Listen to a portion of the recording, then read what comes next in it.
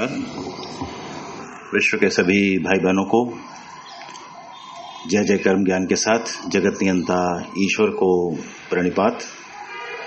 जैसा कि आप सभी जानते हैं कि कर्म ज्ञान एक ऐसा विज्ञान, एक ऐसी साइंस जिसको समझने के बाद जीवन अपने आप में प्रतिपल हर क्षण उत्साह उमंग से युक्त दिखाई देता है।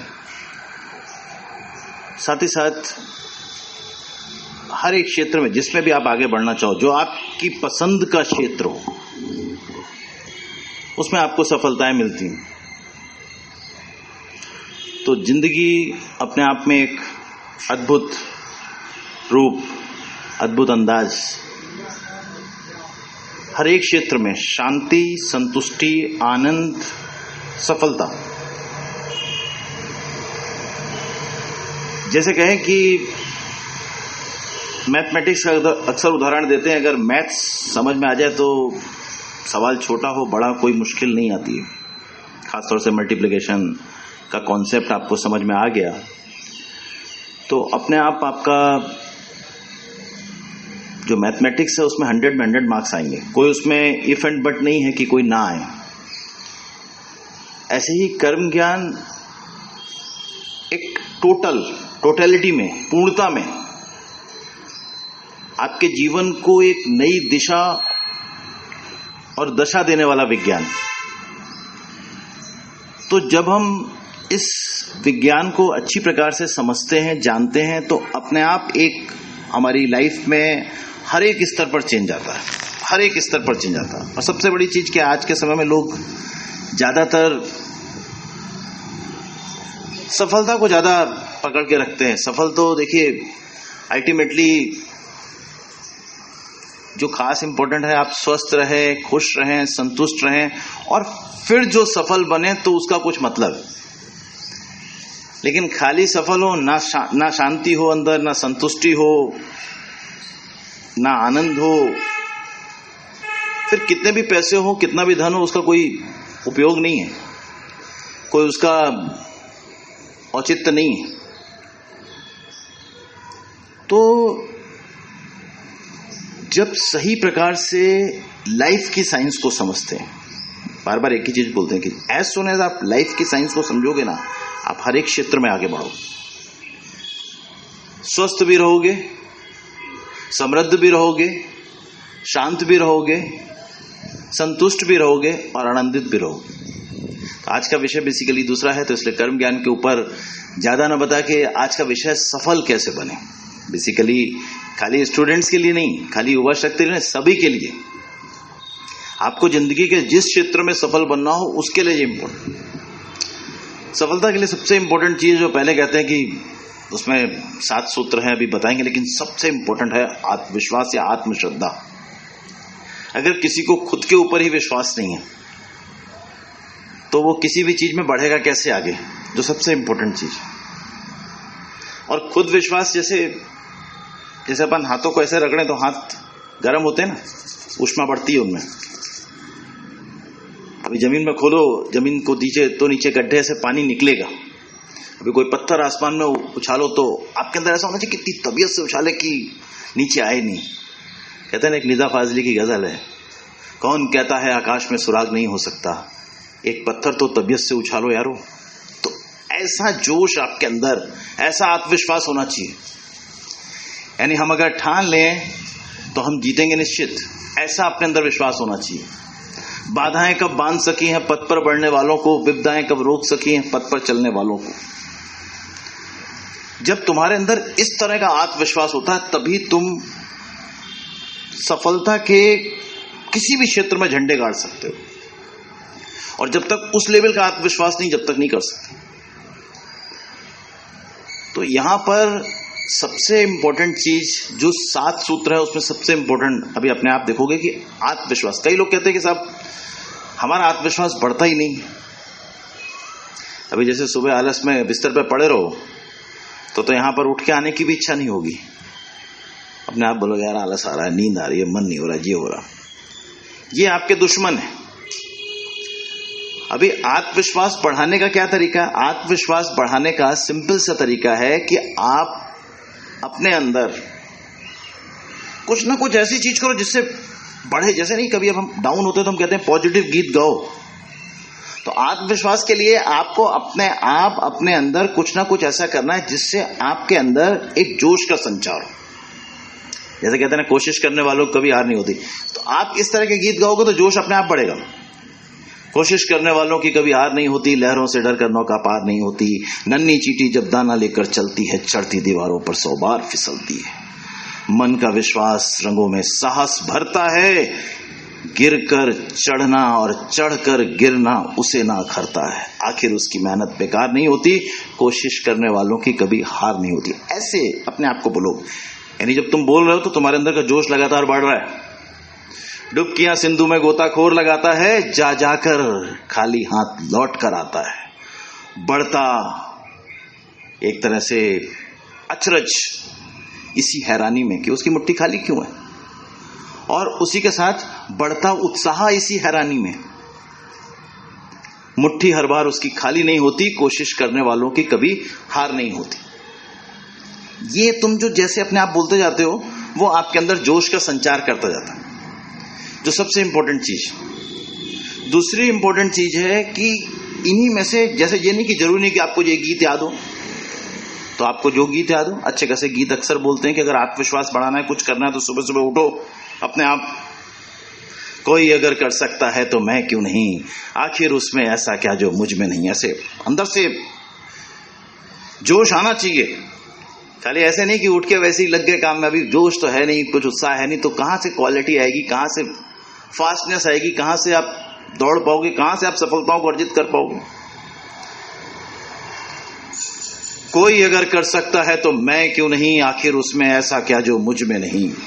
मुट्ठियों को भींचकर, सांसों को खींचकर, सबसे टकराने को, शिखर पर जाने को मैं तैयार हूं, मैं तैयार हूं। ऐसे अपने आप को बोलो, मतलब मैं तैयार हूं। मुश्किलें हो कैसी भी, मुश्किलें हो कैसी भी, मेरे हौसलों से कम है, अंधेरों को चीर देंगे इतना दम है। आओ हाथ बढ़ाएं, कुछ करके दिखाना है, सारे बहानों को आज से आग लगाना है।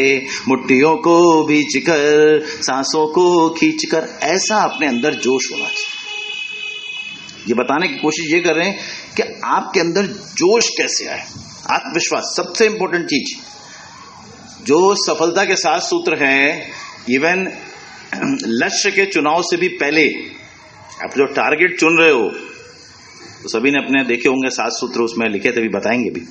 लेकिन सब चीज से पहले आत्मविश्वासी नहीं हुआ तो हम आत्मविश्वासी खो बैठे हैं, तो बढ़ेंगे कैसे। किसी भी क्षेत्र में नहीं बढ़ सकते, किसी भी क्षेत्र में आगे नहीं बढ़ सकते, चाहे कोई भी क्षेत्र हो, चाहे वो आपका फैमिली फ्रंट हो, चाहे आपका वो सोशल फ्रंट हो, चाहे वो आपका बिजनेस फ्रंट हो, चाहे वो आपका एडमिनिस्ट्रेटिव फ्रंट हो, चाहे वो आपका स्टूडेंट्स के कॉम्पिटिटिव एग्जाम का फ्रंट हो। किसी भी फ्रंट पे अगर हमारे अंदर आत्मविश्वास नहीं है तो हम आगे बढ़ नहीं सकते। हम पहले ही हिम्मत हार के बैठे हुए हैं,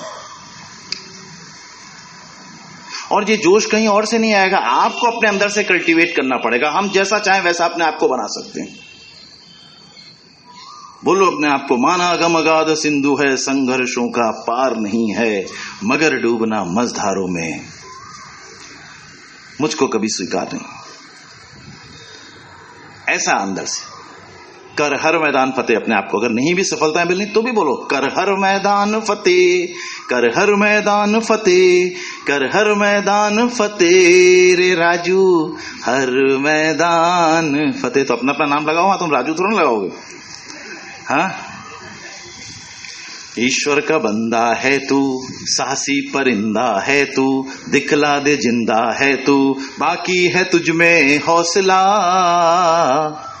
तेरे जुनू के आगे अंबर पनाहे मांगे, कर डाले तू जो फैसला, रूठी तकदीरें तो क्या, टूटी तलवारें तो क्या, टूटी तलवारों से ही हो, कर हर मैदान फतेह, कर हर मैदान फतेह, कर हर मैदान फतेह रे राजू, हर मैदान फतेह। ऐसे अपना अपना नाम लेके बोलना। देखो, अगर 10 दिन में तुम्हारे अंदर जोश की चरम सीमा ना पहुंच जाए तो कहना, तुम हर चीज में झंडे ना गाड़ने लगो तो कहना।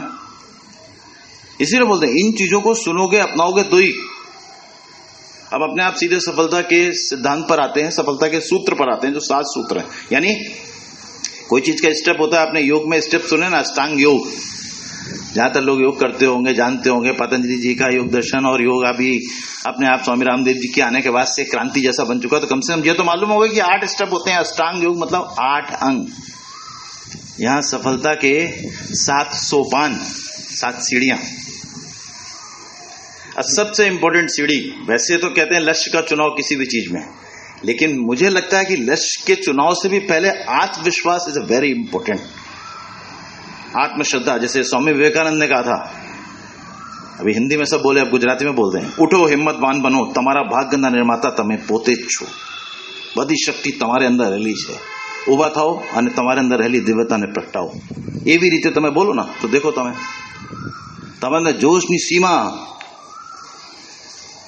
आकाश સુધી पहुंची जाए।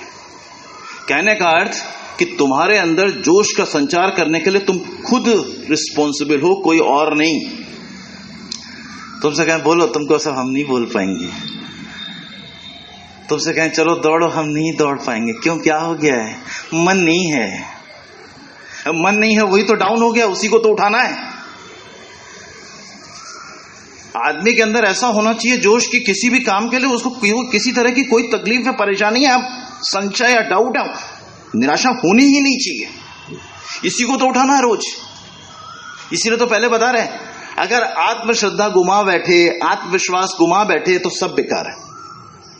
सबसे इंपॉर्टेंट सफलता के लिए, किसी भी क्षेत्र में सफलता के लिए। क्यों कई बच्चे पहली बार में एग्जाम में सेलेक्ट हो जाते हैं, कई दूसरी बार तीसरी बार में भी सेलेक्ट नहीं होते, कई 4-5 बार में भी सेलेक्ट नहीं होते, कई जिंदगी भर सेलेक्ट नहीं होते। उसके लिए कोई और नहीं है, उनके अंदर अपना आत्मविश्वास कम। तो ये जो 5-7 चीजें हैं 7 सोपान में, पहला है लक्ष्य का चुनाव, दूसरा है आत्मविश्वास। लेकिन हमने यहां आत्मविश्वास पहले लिया क्योंकि लक्ष्य के, वैसे अगर डायरेक्ट आत्मविश्वास बोलेंगे, लिखेंगे तो आपको अपने आप लगेगा कि जी लक्ष्य के चुनाव से पहले आत्मविश्वास कैसे आ सकता है। लेकिन आत्मविश्वास है तभी आप अपनी पसंद का लक्ष्य चुन सकते हो, और चुनने के साथ भी ये अपने आप जान सकते हो कि मैंने जो चुना है मैं 100% करके दिखाऊंगा। कोई 0.01% भी उसमें इफ एंड बट नहीं होता। मैंने जो चुना है मैं इसको 100% करके दिखाऊंगा।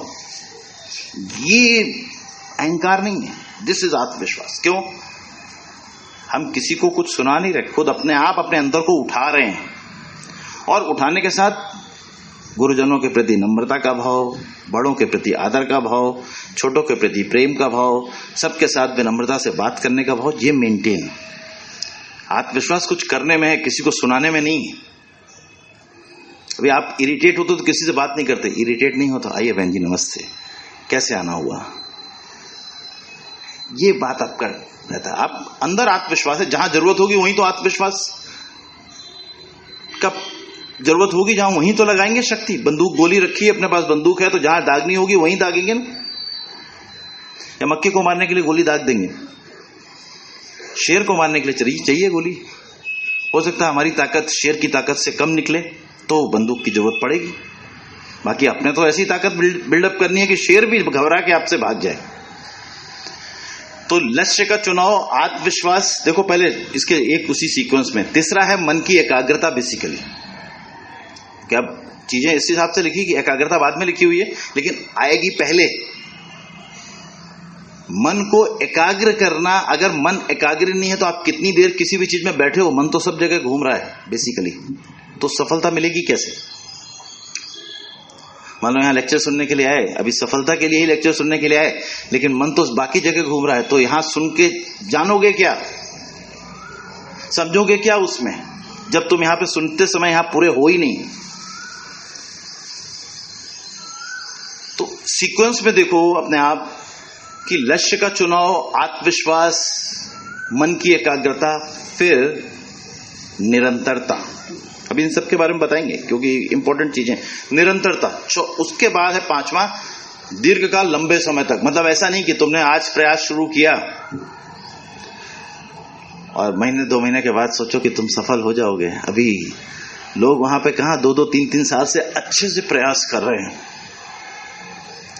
तुम सोचो, हमने तो बहुत पढ़ लिया 3 महीने में, लेकिन जो बचपन से पढ़ रहे हैं अभी तक, अभी आप उनसे आगे निकल जाओगे क्या? कैसे नहीं निकल पाओगे ना। अभी ओलंपिक में जो गोल्ड मेडल जीतता है, जिस समय आपको दिखता है उसने गोल्ड जीत लिया, और उसके बाद आपको दिखता है इसने 1 करोड़ दिया, उसने 10 करोड़ दिया, उसका नाम हो गया, वो मॉडलिंग में आ गया, इसमें आ गया, उसमें, उसने मेहनत कम से कम 20 साल से कर रहा होता है। तो मैं उसका 20 साल का एफर्ट्स दिखाई देता है? नहीं देता है। नहीं देता है तो जानने की कोशिश करो कि ये कब से मेहनत कर रहा है, तब इसका कोई भी डायरेक्ट नहीं पहुंच जाता कि उसको ओलंपिक में गोल्ड मिल जाए सीधे। किसी भी चीज में डायरेक्ट सफलता नहीं मिल जाती। आप डॉक्टर भी बनते हो, डॉक्टर बन के कुछ आपके पास मरीज आने लगे, इसके लिए कम से कम जो पढ़ने से लेके और प्रैक्टिस में आपका कुछ गेटअप बने 20 साल का समय लगता है कम से कम। इसके पहले नहीं। आप डॉक्टर पढ़ा है तो कोई तोप नहीं हो गए, पढ़ा है तो पढ़ा, ऐसे बहुत सारा। आता कितना आपको? क्वालिटी डेवलप करने में वक्त लगता है, बताने का मतलब ये। इसलिए दीर्घकाल, लंबे समय तक जिस चीज में हाथ डालो, जिस तरफ बढ़ो, एक चीज बिल्कुल मन में बैठा लो, ये सभी वैसे पेरेंट्स को, बच्चों को, सभी को सिखाना चाहिए, बताना चाहिए। जो भी नहीं हो उसके, वो नहीं आए, उनको बोलना चाहिए कि इस लेक्चर को एक बार जरूर सुने। Your profession should be your passion, और your passion should be your profession. English में है, नहीं समझ में आया हो तो जो तुम्हें पसंद हो वही काम चुनो, या जो काम चुना है उसको पसंद करना सीख लो। काम तो रोज कर रहे हो लेकिन मजा नहीं आ रहा, इसका मन था ही नहीं मेरा, तो फिर कैसे लाइफ में ऐसे डाउन होते होते ही निकालोगे सब चीज।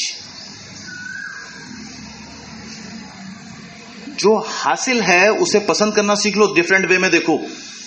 यानी हम अपनी सिचुएशन से ही, प्रेजेंट सर्कमस्टांसेस से ही संतुष्ट नहीं होते। हमें जैसे माता पिता मिले, जैसा घर मिला, जैसी इकोनॉमिकल कंडीशन मिली, जैसी सोशल लाइफ मिली, जैसा शरीर मन बुद्धि मिला, जो कुछ मिला उसको सब कुछ स्वीकार करना है। क्यों? तभी अभ्यास का क्रम आपके निरंतर भी होगा, दीर्घकाल भी होगा, और बिना विचलन के होगा। ये यहां पे इसलिए चीज इंपॉर्टेंट।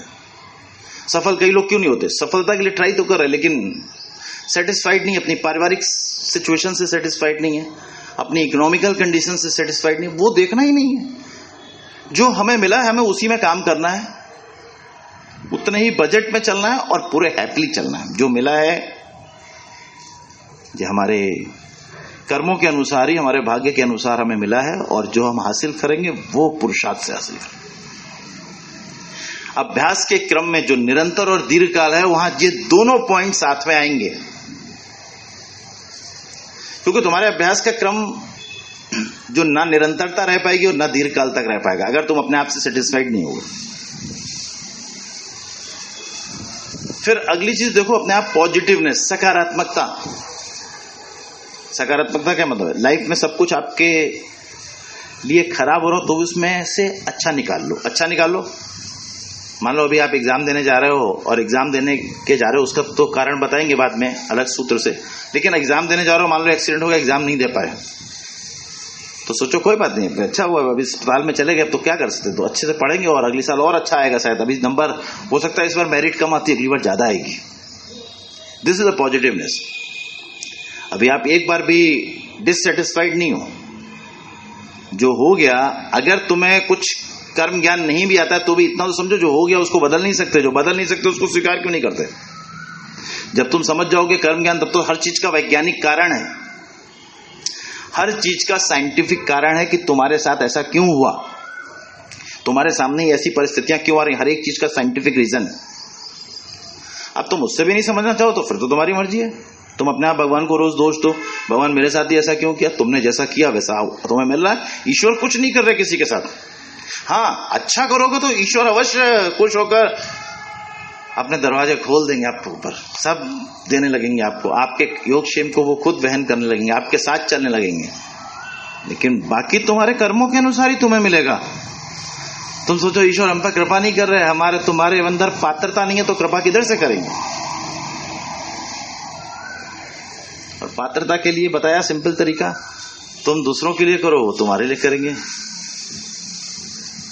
बड़ा सिंपल है। दूसरा, कर्म ज्ञान में ही बताया, तुम इस कर्म ज्ञान को दूसरों तक पहुंचाओ, ईश्वर तुम्हें सब कुछ देंगे। तो ये पॉजिटिवनेस ये नहीं है कि हम हर चीज में जब सब ठीक है तो हम पॉजिटिव हैं, वो तो हर कोई होता है, वो पॉजिटिवनेस नहीं कहलाती है। जब सब खराब हुआ हो तब हम पॉजिटिव कैसे हैं? अपने पास जितना पैसा था सब चला गया, तब पॉजिटिव कैसे? अपने पास जितने साथी थे सब चले गए, अपने पास जितने परिवार के सदस्य थे सब चले गए, उसके बाद आप पॉजिटिव कैसे हो? तब आपके अंदर आपकी स्ट्रेंथ का पता चलता है, शक्ति का पता चलता है। कर्म ज्ञान हमें उस शक्ति तक ले जाता है। खाली सफलता है तो बहुत छोटी सी चीज है, जिस भी क्षेत्र में प्रयास करोगे 100% मिलेगी मिलेगी, ये जो पॉइंट्स बताएं उसके साथ। लेकिन सबसे इंपॉर्टेंट चीज जो इसमें पॉइंट्स में चली आ रही है, लक्ष्य के चुनाव के समय मैंने बोला था कि जो पसंद हो, कई बार क्या होता है कि पेरेंट्स अपना जो उनको करना होता ना खुद नहीं कर पाए तो बच्चों के ऊपर थोप देते। दूसरा, पेरेंट्स को लगता है, इवन बच्चों को भी खुद सोचना चाहिए, पेरेंट्स की तो खैर माननी ही नहीं चाहिए, जो खुद का पसंद हो वही करना चाहिए, जो खुद में इंटरेस्ट हो वही करना, लेकिन करने के साथ भी आपको सोचना है कि हम ये चीज क्यों ज्वाइन कर रहे हैं। क्यों? क्योंकि अगर उस चीज को आप वैसे जानोगे नहीं तो अपने आप समझ नहीं पाओगे कि ये चीज हमने ज्वाइन क्यों करी। अभी मान लीजिए आप डॉक्टर बन रहे हो, डॉक्टर किस लिए बन रहे हो? अगर आपका उद्देश्य होगा पैसा कमाने का तो अल्टीमेटली आपको हैप्पीनेस नहीं देगा। पैसा बाई प्रोडक्ट है, वो किसी भी काम को अच्छे से करोगे अपने आप आएगा। आपके अंदर मरीज की सेवा करने की वृत्ति है, आपके अंदर मरीज के साथ एक सिंपैथेटिक एटीट्यूड डेवलप करने की शक्ति है या नहीं है?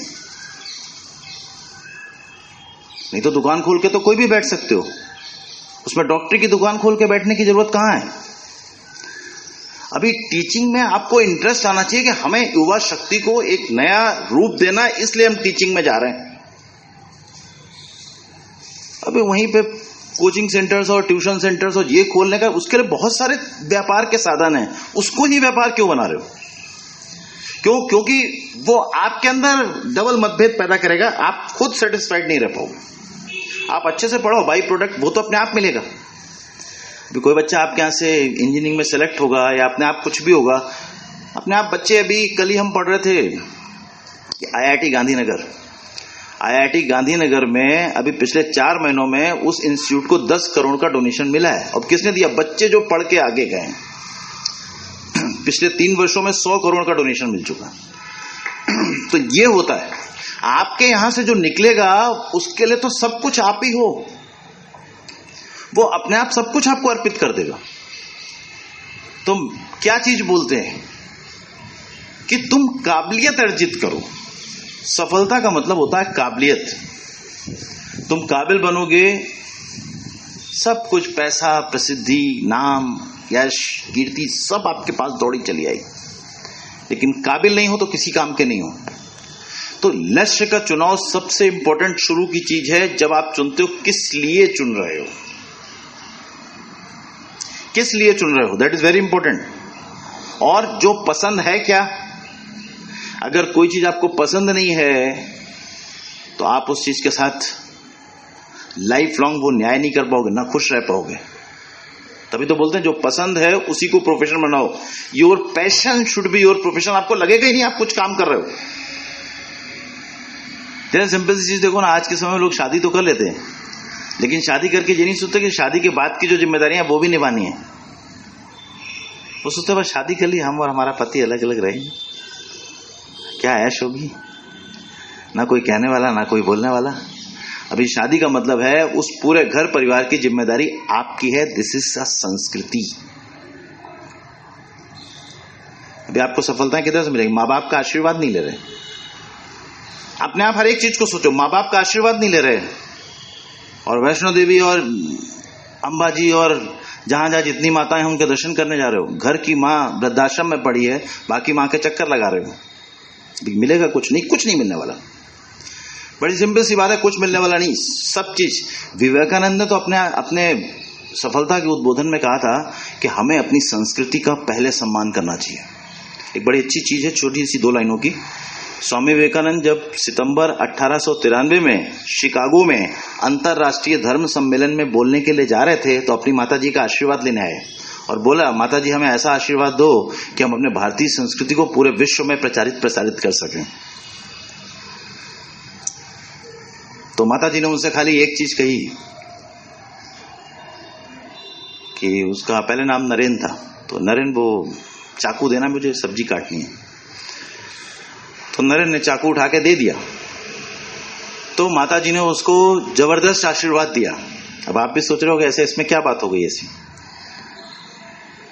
तो विवेकानंद जी ने खुद पूछा कि माँ आपने तो कुछ मुझसे पूछा नहीं, अभी पहले तो आपने चाकू मांगा और फिर आशीर्वाद दिया, पहले आशीर्वाद नहीं दिया। तो बोली, मैंने देखा तुमने जिस अंदाज से चाकू दिया है, मुझे लग गया, 100% विश्वास हो गया कि तुम्हारे लिए तुम्हारी जिंदगी से बढ़कर दूसरों की जिंदगी है। अब क्या किया होगा उसने जिधर से चाकू की धार थी वो खुद पकड़ा था और हैंडल माँ को दिया था। यानी खुद को भले नुकसान हो, माँ को नुकसान नहीं होना चाहिए। ये व्यक्ति की कार्य कुशलता, कार्य की गुणवत्ता और अपने आप जो चीज दिखा रही। सोचो अपने आप, दिव्यता या आपके कार्य करने के तरीके से पता चल जाता है कि आप किस तरह के हो। स्वामी विवेकानंद अपने सफलता के उद्बोधन में हमेशा अपनी संस्कृति का सम्मान करना कहते हैं। अमेरिका पहुंचे, अमेरिका में फिर से किसी ने उनसे, वहां पे 2 अमेरिकन थे, उन्होंने उनसे अपने आप आपस में जा रहे होंगे, देखा कोई अलग का है, हमारे यहाँ का नहीं है, उसको गुड मॉर्निंग कहा एंड हाउ आर यू। तो विवेकानंद जी ने नमस्कार किया। तो उन लोगों ने सोचा लग रहा है इसको हिंदी नहीं आती है, मतलब इंग्लिश नहीं आती है।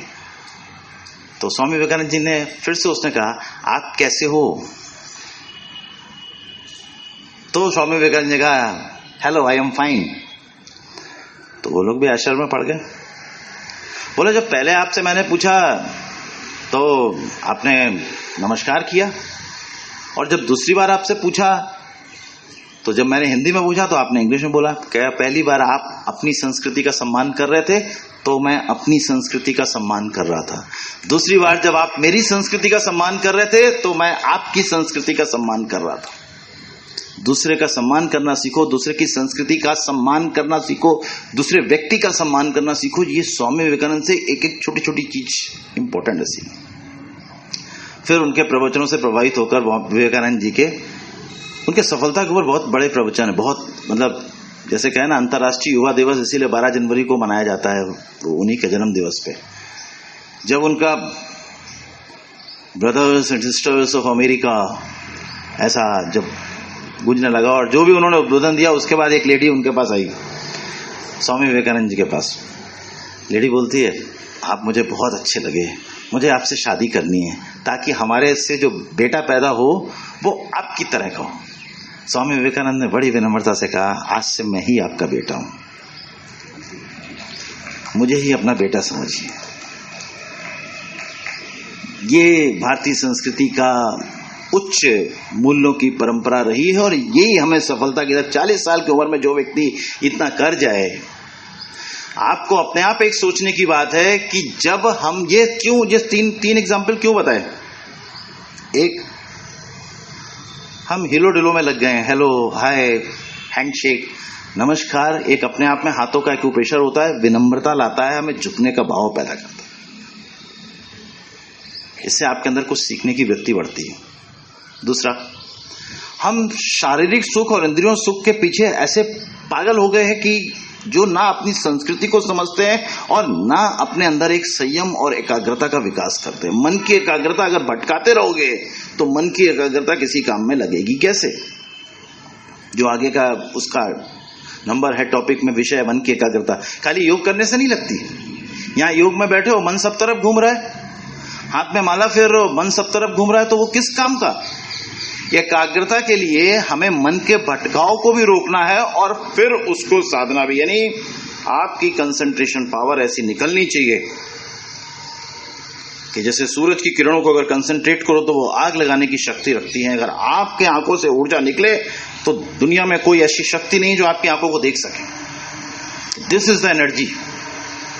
This is the energy. कोई भी कितनी ही ताकत वाला क्यों ना हो, वो आपके सामने कुछ उठा नहीं सकता। आपके सामने गोली भी दागेगा, आप गोली को यूं कर दोगे।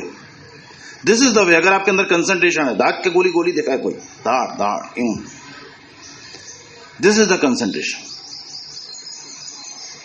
एकाग्रता में ऐसी शक्ति है। अब तुम पढ़ने बैठे हो, 1 घंटे पढ़े हो, लेकिन 10 मिनट पढ़े, एक्चुअल 50 मिनट तो मन इधर उधर ही घूम रहा था। आजकल तो पहले लोग साथ में मोबाइल रख लेते हैं, फिर ऐसे देखा, कोई आया नहीं, फिर और पता लगा, फिर थोड़ी देर बाद देखा। मैं तो कहता हूं सबसे बड़ा दुश्मन तुम्हारी पढ़ाई का और तुम्हारी सफलता का वही।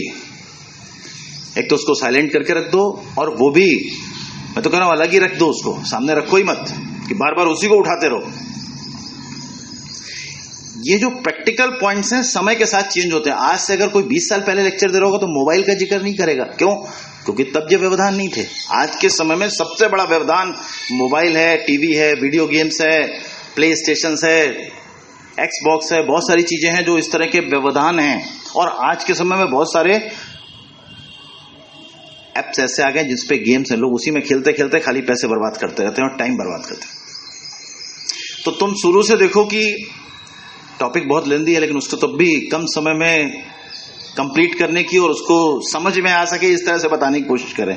लक्ष्य का चुनाव, आत्मविश्वास, मन की एकाग्रता, निरंतरता, लंबे समय तक, दीर्घ काल तक अभ्यास, उसके बाद पॉजिटिवनेस, और लास्ट पॉइंट है असफलता के कारणों का खुद मूल्यांकन करना, स्व-मूल्यांकन जिसको कहते हैं। अगर तुम असफल हुए हो तो असफलता के कारणों को ढूंढकर उनको दूर करने की कोशिश करो और फिर से सफलता के लिए प्रयास करो। कोशिश करने वालों में ही है लास्ट स्टेंजा। बताया उसलिए नहीं था कि जब ये जगह आएगी तो बताएंगे। असफलता एक चुनौती है, स्वीकार करो। पहले तो हम कभी ये तो मानते ही नहीं कि हम असफल हुए। पहली बात तो ये, जब अच्छा फल आएगा तो अपने आप बोलेंगे मैंने किया, और जब खराब आएगा ईश्वर साथ नहीं था, प्रारब्ध साथ नहीं था, लोगों ने साथ नहीं दिया, साथ वालों ने साथ नहीं दिया, बस खुद को छोड़ के खुद सब कुछ अच्छा किया, बाकी जितनी चीजें थी वो सब तुम्हारी असफलता के लिए सब दूसरे जिम्मेदार हैं। और मेरा कहना यह है कि आप अपनी असफलता के लिए सिर्फ आप जिम्मेदार हो, बाकी कोई नहीं। सफलता के लिए बाकी सब जिम्मेदार हैं, उन सब के सहयोग से सफलता मिली। बदल दो चीज को। देखो आपके अंदर अहंकार कभी नहीं आएगा। दूसरा, जो आपको मिला वो तो आपका ही रहने वाला है। असफलता एक चुनौती है, स्वीकार करो क्या कमी रह गई, देखो और सुधार करो। जब तक सफल ना हो जीवन में, या जब तक सफल ना हो अपने लक्ष्य में, नींद चैन को त्यागो तुम। यानी नींद को त्यागना नहीं है, लेकिन कहने का मतलब पूरे मन से लगो, ये उस शब्द का मतलब है। नींद नहीं छोड़नी 8 घंटे की। भी पहले ही लेक्चर हुआ तो उसमें बता चुके कि 8 घंटे की नींद इज वेरी इंपॉर्टेंट। कोई व्यक्ति इतना काम नहीं करना चाहिए कि 8 घंटे की नींद नहीं ले सके, अपने रिक्रिएशन या अपने मनोरंजन के लिए टाइम ना निकाल सके, अपने लिए समय ना निकाल सके, तो किसी काम का नहीं पैसा। बीच बीच में अक्सर बताते हैं दौलत का अभिमान है झूठा, यह तो आनी जानी है। दौलत का अभिमान है झूठा, यह तो आनी जानी है। राजा रंग अनेक हुए, कितनों की सुनी कहानी। कर्मयोग का महाज्ञान ही साथ तुम्हारे जाएगा, बाकी जग के सारे धंधे छूट यहीं पर जाएंगे। ये जो ज्ञान है ये हर समय खाली जीते जी ही आपके अंदर आनंद का संचार नहीं करेगा। जब ये शरीर को छोड़ दोगे उसके बाद फिर जन्म लोगे, फिर आपके अंदर आनंद का संचार करेगा। और अगर मान लो मुक्त हो गए तो ईश्वर के पास, और फिर से विशुद्ध आत्मा की तरह हो गए। ये तो एक साइंस है, अपने आप समझोगे तो आगे आएगा। ये कठिन चीज को यहाँ पे नहीं ला रहे बीच में। ये तो बीच में बात कोई आई तो जस्ट बता देते हैं कि जो समझना चाहे, लाइफ में हर एक प्रश्न का जवाब है। और इसीलिए कहते हैं है ये अद्भुत विज्ञान, इसे एक बार समझो, जीवन की पहेली का हर हल तुम्हें मिल जाएगा। तो असफलता की बात करें कि असफलता के कारणों को ढूंढने की कोशिश करो। ये नहीं कि पहली बार में तो असफल हो गए, दूसरी बार फिर उसी तरह से तैयारी शुरू कर दी। अभी कुछ परिवर्तन नहीं किया अपने अंदर, ना तो पढ़ने के तरीके में, ना याद करने के तरीके में, ना कोई और समझने के तरीके में। ना सोने के तरीके में, ना किसी और तरीके में। यानी अब तुम अपने आप असफल हुए हो, इसका मतलब अब तुम्हें किसी से राय लेके, तुमने अगर अपनी पूरी शक्ति लगा दी है, इसका मतलब तुम्हें अभी दिशा पता नहीं है। भाई बिना दिशा के दौड़े जाओ तो किधर कैसे जाओगे? जाना कहां है, हम जा रहे कहां हैं? तो जब तुम अपने आप अगर नहीं समझ पा रहे हो तो तुम्हें असफलता के कारणों को समझने की कोशिश करनी है। तुम असफलता के कारणों को समझने की कोशिश करोगे तब तुम सफल हो पाओगे। तो ये जो 7 सूत्र हैं, जिनको दिमाग में अपने आप, जैसे कोई काम करो अपने आप आने चाहिए कि पहले हमें क्या चुनना है। कोई भी, जैसे 12th के बाद लोगों को अक्सर कैरियर चुनना होता है, किस बेसिस पे चुन रहे हो? ये नहीं इतने नंबर में जो मिलेगा ले लेंगे, ये नहीं होना चाहिए। दूसरा, हम तो कह रहे हैं कि अगर किसी चीज को चुनने में भले 3 साल लगे, लेकिन वो 100 साल तो आपके अच्छे कर रहे हैं। जो जीने वाले हो 100 भी नहीं, हम कह रहे 50 साल जीने वाले हो, और 25 तुम्हारे होगा तो 25 तो क्वालिटी आएगी। हम तो कह रहे हैं जीवन समझने के बाद तुम अगर एक दिन भी जीते हो ना, तो पूरे जीवन का मजा ले लेते हो। टाइम कितना लग रहा है दैट इज नॉट इंपॉर्टेंट। आपके अंदर शक्ति है, यू कैन डू इट। आप अपनी पसंद की चीज चुनो और अपनी शक्तियों को देखो और अपना मूल्यांकन करो। मान लीजिए किसी एग्जाम में सेलेक्ट होने के लिए 800 मार्क्स में से 700 मार्क्स की जरूरत है और पहली बार में आपके सिर्फ 100 आए हैं, तो फिर तुम्हें देखने की जरूरत है। अगर पूरा मेहनत की और पहली बार में 100 आए तो तुम्हारी क्वालिटी वहां तक नहीं पहुंचेगी। 700 मार्क्स चाहिए, तुम्हारे 100 आए। लेकिन अगर तुमने पहली बार में मेहनत की, 800 में से 600 आए, भले कट ऑफ 700, तो अभी तो कमी है, सिर्फ 100 मार्क्स ही तो कम है। इसका मतलब you can definitely beat the exam, definitely beat the exam. खुद को जानना खाली असफलता के लिए नहीं, खुद को वैसे भी जज करना कि नहीं ये एग्जाम हमारी काबिलियत से कहीं अधिक स्टैंडर्ड का है। अभी कोई बचपन से लेकर आज तक क्लास में 50%, 40% ऐसे मार्क्स लाया हो और वो सोचे कि हम आईएएस सिविल सर्विसेज के एग्जाम में, जिसमें डिस्ट्रिक्ट कलेक्टर बनते हैं, उसमें सेलेक्ट हो जाएंगे, तो संभव नहीं है। पढ़ के लाए हो, मतलब अभी पढ़ाई नहीं हो तो उसको तो बात ही नहीं है कि मेहनत ही नहीं करी उसने। लेकिन अगर कोई पढ़ के लाया है तो फिर संभव नहीं है। यहां असफलता के कारणों को स्वयं देखना है कि कारण क्या रहा। क्या ये एग्जाम मेरी कैपेसिटी से अधिक था? क्या हमारे अंदर उतनी योग्यता नहीं है? क्या हम उतना बीट नहीं कर सकते? हमने जिस शक्ति से किया था, अभी हमारे पास कितनी शक्ति बाकी है? जैसे मान लो अभी हम दौड़ना शुरू करें, अगर आज हमारा 10वां नंबर है, लेकिन हमने ये देखा कि किसी 100 मीटर रेस का वर्ल्ड रिकॉर्ड क्या है, मान लो जो 9.79 सेकेंड है, हमने कितनी देर में पूरी की बिना प्रैक्टिस के?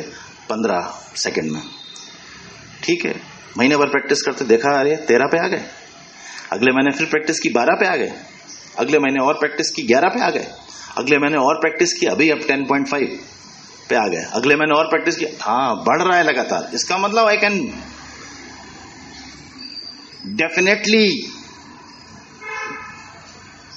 विन 100%। लेकिन अगर बढ़ नहीं रहा है इसके बाद, इसका मतलब अब आपको किसी से राय लेनी पड़ेगी, किसी के गाइडेंस की, किसी के मार्गदर्शन की जरूरत है। अभी मार्गदर्शन के बाद भी नहीं बढ़ रहा है, इसका मतलब अब आप अपनी ऑप्टिमम कैपेसिटी पे पहुंच गए हो। दिस इज द वे जिससे हम जानते हैं असफलता को सफलता में कन्वर्ट कर सकते हैं। नहीं खाली हर जगह सफलता ही मिलती रहे, ऐसा संभव नहीं है। क्यों? सफलता उस पर डिपेंड करेगी कि आपके कार्य की गुणवत्ता उस लेवल तक पहुंची जितना फल देने के लिए जरूरी थी या नहीं थी, जिसके लिए एक डिफरेंट सूत्र है।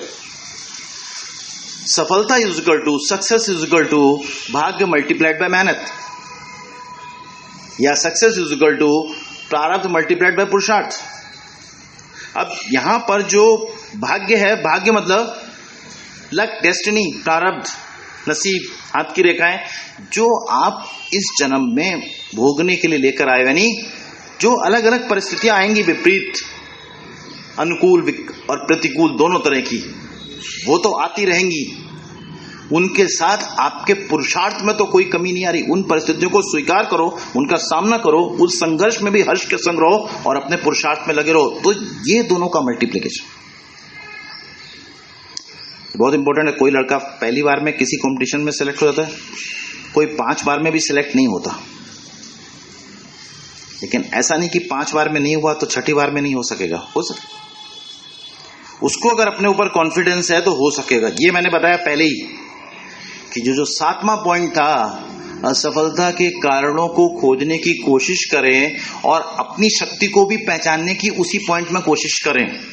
तुमको लगता है कि नहीं, अभी हमारे अंदर काफी कैपेसिटी बाकी है, हम अभी पूरा आउटपुट अपना नहीं दिए हैं, अभी हमारे अंदर और आउटपुट क्रिएट हो सकता है। तुम डेफिनेटली उस एग्जाम को बीट कर सकते हो, लेकिन तब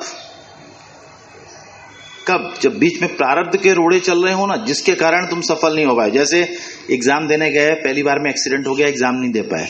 दूसरी बार एग्जाम देने के लिए जाने वाले थे, माताजी को हार्ट अटैक आ गया, अस्पताल लेके भागना पड़ा, एग्जाम भी गया, माताजी भी गई। तीसरी बार एग्जाम देने जाने वाले थे, कोई और नई तरह की सिचुएशन आ गई, कुछ दूसरे शहर में एग्जाम था, सेंटर पड़ा था, गाड़ी आपकी जो गाड़ी से जा रहे थे वहां रास्ते में कुछ पुल टूट गया या कुछ और हो गया, इस कारण फिर नहीं दे पाए।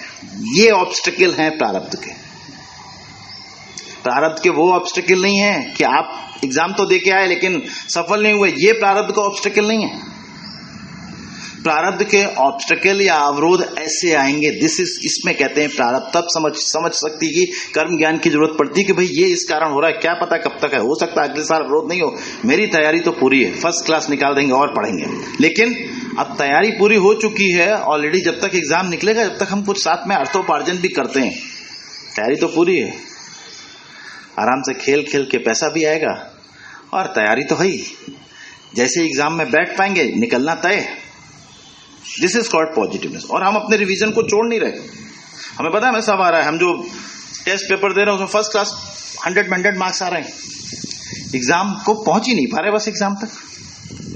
This is the obstacle of प्रारब्ध या भाग्य। ये समझने वाली बात है, इसमें निराश हताश होने की बात नहीं है। कई बार बहुत सारे ऑब्स्टेकल्स ऐसे आते हैं, जब आप समझे हुए हो तो आप हताश नहीं होते हो, अगर समझे हुए नहीं हो तो आप हताश हो जाओगे। किसी एग्जाम में मान लो 10 लाख बच्चे बैठ रहे हैं, 10 लाख बच्चों का अपना प्रारब्ध होगा, अपना पुरुषार्थ होगा, यानी अपना भाग्य होगा, अपनी मेहनत होगी।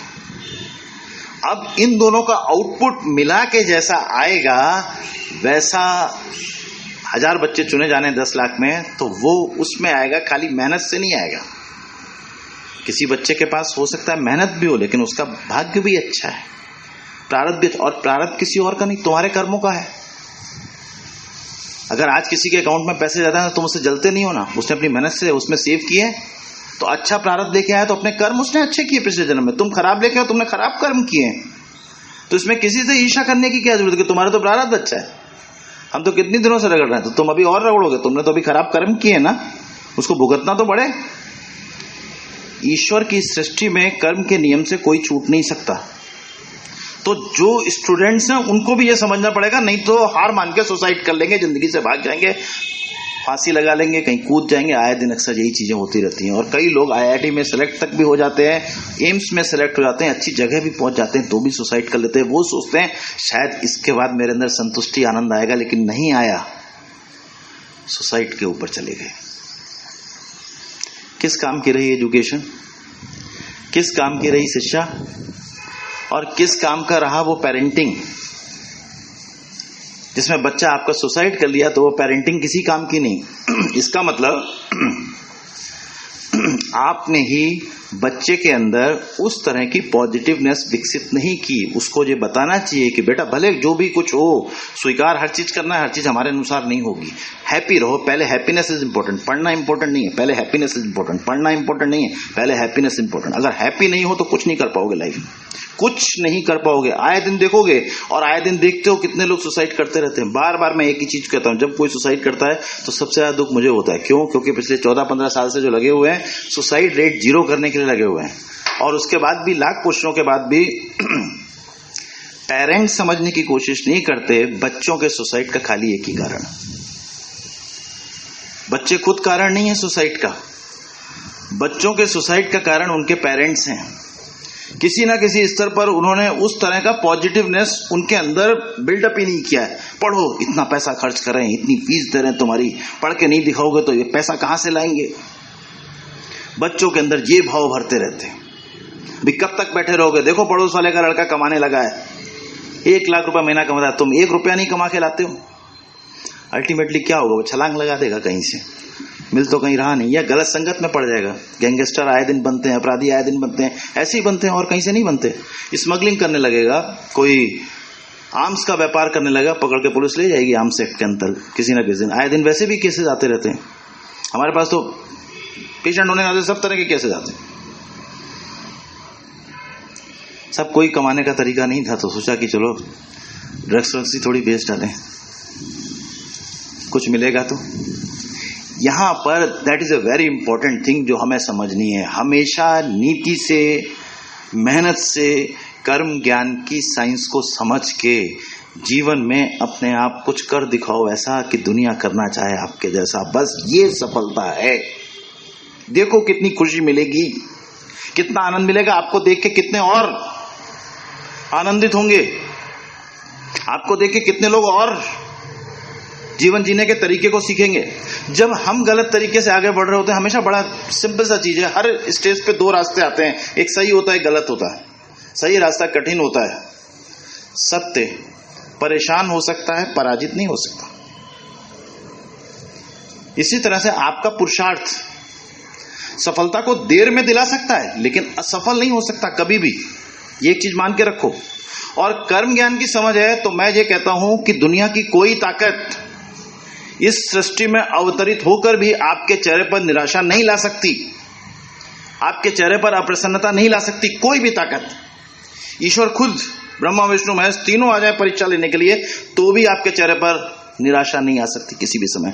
पूरा प्रयास कर ले, बाकी की फिर क्या विषाद है। गीता में भी इसीलिए कहा गया, यत्र कर्तव्य परायण कर्मयोगी तत्र योगेश्वर श्री कृष्ण, यत्र योगेश्वर श्री कृष्ण तत्र श्री विजयो भूति। तो ईश्वर पर भरोसा करो, ईश्वर पर विश्वास करो, अपनी मेहनत पर नहीं, ईश्वर पर विश्वास करो। भरोसा हमेशा ईश्वर पर करना है, अपने माता पिता पर करना है, अपनी संस्कृति पे करना है, अपने गुणों पे करना है, अपने संस्कार पे करना है, अपनी मेहनत पे करना है, अपनी हर उस चीज पे करना है जो हम दूसरों को बता सकें, हम दूसरों के सामने गौरव के साथ अपने संस्कृति का सम्मान कर सकें। हम झुकते हैं आपके आगे, इसका मतलब हम कायर नहीं हैं, हम झुकते हैं इसलिए आपके आगे। क्यों? क्योंकि हमारी ये संस्कृति है। अगर तुम एक दोगे तो हम दो देंगे, लेकिन अगर तुम सम्मान करोगे तो हम सम्मान के बदले अपना सब कुछ तुम्हें दे देंगे। ये संस्कृति होती है हमारी। ऐसी संस्कृति को जो अपने आप, विवेकानंद के वक्तव्य में हमेशा देखो संस्कृति का सम्मान हमेशा दिखाई देगा। अपने आप स्त्री एक माँ के समान, एक देवी के समान हमेशा दिखाई देगी। आज की जो भौतिक संस्कृति है उसमें भौतिकता में भागे जा रहे हो, लेकिन वो आपको विनाश की तरफ ले जाएगी। आपके अंदर अगर चेंज आना है, बदलाव आना है, तो वो डिविनिटी से आएगा, स्पिरिचुअलिटी से आएगा, अपने आप एक दूसरे का सम्मान करने से आएगा, माता पिता के आगे झुकने से आएगा, उनके साथ थोड़ी देर बैठने से आएगा। सफलताएं भी तभी मिलेंगी। आप खाली बोलते रहते हो हमारा टाइम नहीं है, टाइम नहीं है, टाइम नहीं है, बहुत व्यस्त है, बहुत व्यस्त है। बेसिकली तुम अस्त व्यस्त हो। जो ये बोले हमारे पास समय नहीं है, वो उससे ज्यादा अस्त व्यस्त दुनिया में कोई व्यक्ति है नहीं, और अंदर से इतना टूटा हुआ है कि उसको खुद नहीं मालूम कि उस टूटे हुए को जोड़ना कैसे। इसलिए अपने आप को अगर कर्म ज्ञान अनुसार भी अपने आप को परफेक्ट एक हंसता, खिलखिलाता, मुस्कुराता चेहरा नहीं बना सकते, जो दूसरों के लिए नहीं, अंदर से। बाहर से भले कम खिलखिलाओ, मुस्कुराओ, लेकिन अंदर से खिलखिलाहट और मुस्कुराहट चरम सीमा पर होनी चाहिए। इसलिए सफलता के इन 7 सोपानों पर गौर करें, इन 7 सोपानों को एक साथ समझकर इसके अनुसार आचरण करने की कोशिश करें। बाय द टाइम साइमल्टेनियसली साथ में कर्म ज्ञान का सूत्र रखें कि सफलता मतलब प्रारब्ध और पुरुषार्थ के गुणांक के अनुसार है। ये जो 7 सोपान हैं ये पुरुषार्थ के सोपान हैं, लेकिन प्रारब्ध भी कहीं ना कहीं रोल प्ले करता है।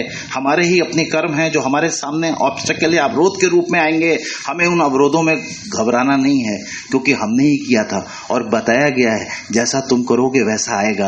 इसलिए पूरी मेहनत से जुट पड़ो, अपने कर्तव्य में लग जाओ, फिर अपने आप देखो दुनिया तुम्हारी मुट्ठी में होगी। धन्यवाद, नमस्कार।